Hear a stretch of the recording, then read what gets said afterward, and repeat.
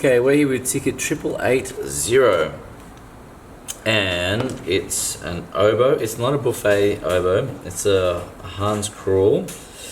And let's give this one a little bit of an assessment. So there's a lot going on with this one. This is an oboe that's being returned, so it's looking for a clean and a service. And I'm just feeling mechanically how these keys feel. Feels mechanically quite good. The pads are on their last legs. Okay, the first thing I've seen here. I'll just get something to point with here. I've got a big hole in the pad down here. I can actually fit the spring hook into the hole. And where there's one, there's normally more. So now I'm really being quite critical of the pads. But the rest seem that, although they are discoloured and they have little white spore flecks on them, they seem to be all in one piece. These two we can't really get a good gauge on while they're on the instrument. This one here is a cork pad. There's a bit of tape over here. Obviously the player is using that tape to cover that little venting hole there. Mechanically it feels fine. We will replace the key oil after this has been cleaned and dismantled. The next thing we're going to do is check the top joint. There's a little bit of a creaking feeling on this G sharp. I think that's to do with this cork not quite lining up here. But we'll check that once it's assembled, because that could make the difference. And the top joint here we're dealing with, again, cork. Oh no, these are not cork. These ones here, this one here is. Spreading tension feels okay. Now our little venting keys here, little trill keys rather, quite good. Yeah, and okay, mechanically it feels alright. Obviously quite dusty and dirty and grimy. The bore looks to be a bit dry. I'm seeing the grain quite clearly on the bore.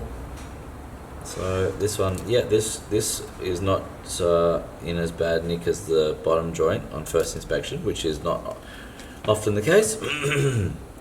Let's check our bell keys here. Oh, okay, yeah.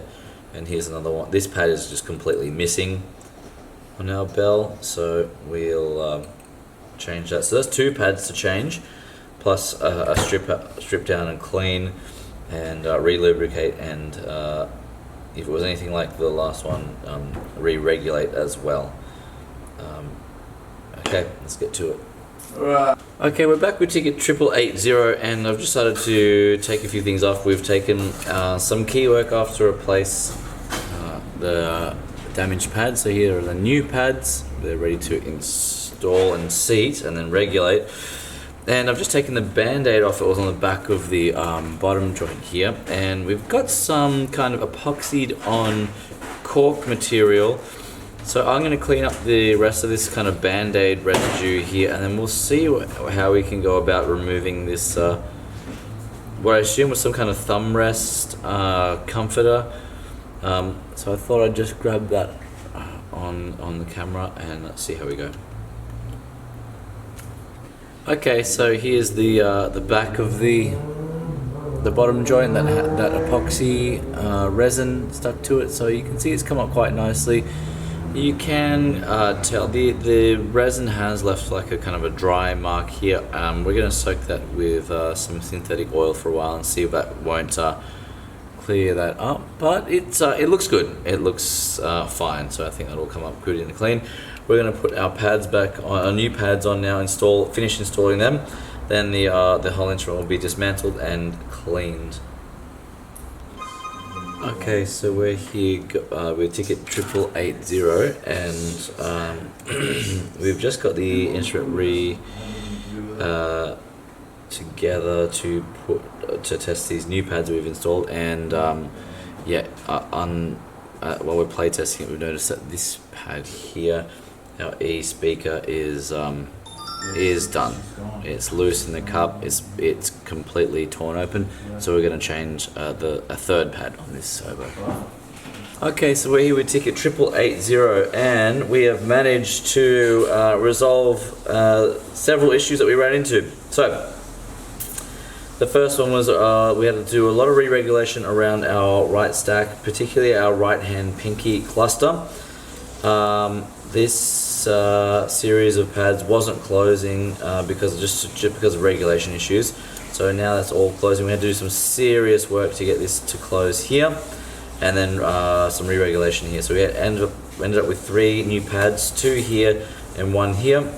And here's what it sounds like. It's playing all the way down now to the bottom.